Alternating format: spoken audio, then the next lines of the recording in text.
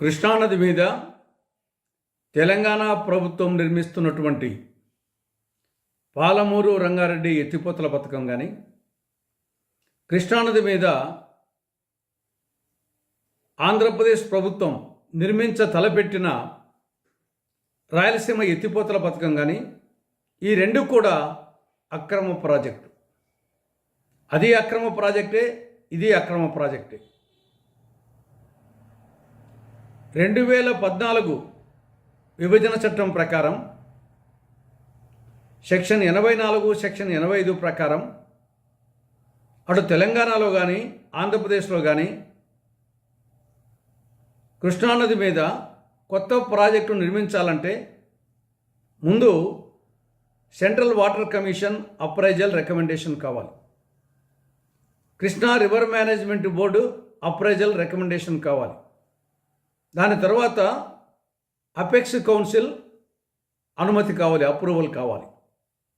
ఈ మూడు లేవు. ఈ రెండు ప్రాజెక్టులకు ఈ మూడు లేవు.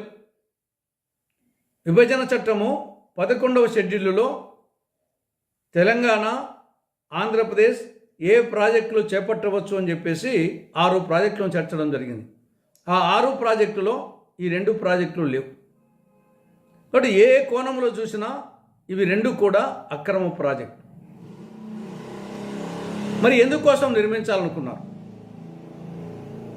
ఈ రెండు ప్రాజెక్టులు కూడా కేవలం కమిషన్ల కక్కుర్తి కోసం నిర్మించినటువంటి ప్రాజెక్టు.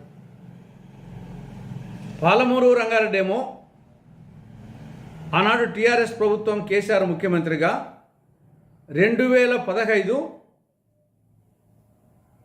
జూన్ 10వ తారీఖున జీవో ఇచ్చింది, అడ్మినిస్ట్రేటివ్ శాంక్షన్. జీవో 105 35,200 కోట్ల రూపాయలతో ఏడాదికి 90 టీఎంసీలు శ్రీశైలం రిజర్వాయర్ నుంచి 817.5 అడుగుల ఎత్తు నుండి లాగేసే విధంగా దీనికి అడ్మినిస్ట్రేటివ్ శాంక్షన్ ఇవ్వడం జరిగింది. నేను ముందే చెప్పినట్లు సిడబ్ల్యూసీ క్లియరెన్స్ కానీ, తర్వాత Krishna river management board approval కానీ, అపెక్స్ కౌన్సిల్ అనుమతి కానీ ఏమీ లేవు. అలాంటిది 35,200 కోట్లతో మంజూరు చేసి, అదేవిధంగా డిండి ప్రాజెక్టు కూడా ఏడాదికి 30 టీఎంసీలు శ్రీశైలం రిజర్వాయర్ నుండి తరలించే విధంగా అది కూడా 2015 జూన్ 11న జీవో 107 ద్వారా 6,190 కోట్లతో మంజూరు చేయడం జరిగింది.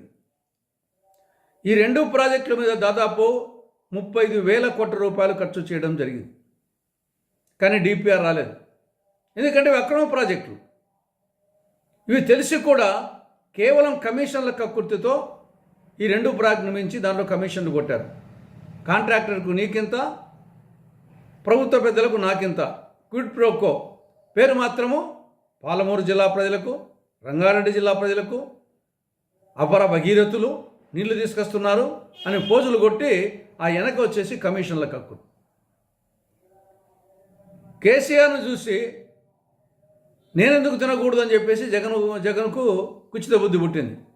ఈయన 2020 మే 5వ తారీఖున రాయలసీమ లిఫ్ట్ ఇరిగేషన్ ప్రాజెక్టుకు అడ్మినిస్ట్రేటివ్ శాంక్షన్ ఇచ్చాడు. ఎంత? 3,378 కోట్ల రూపాయలు.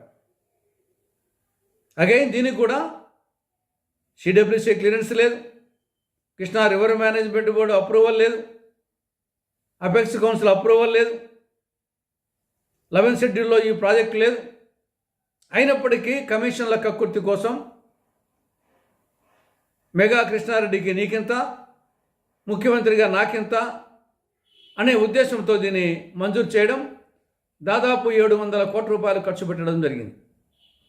ఈ లోపల గవినెల్ల శ్రీనివాస్ అని అతను నేషనల్ గ్రీన్ ట్రిబ్యునల్కు పోవడం, నేషనల్ గ్రీన్ ట్రిబ్యునల్ ఇది 2020 అక్టోబర్ 29న స్టే విధించడం జరిగింది. ఇక్కడ అది నిలిచిపోయింది. పాలమూరు రంగారెడ్డి డిండికేమో డిపిఆర్ రాలేదు, అప్రూవల్ కాలేదు.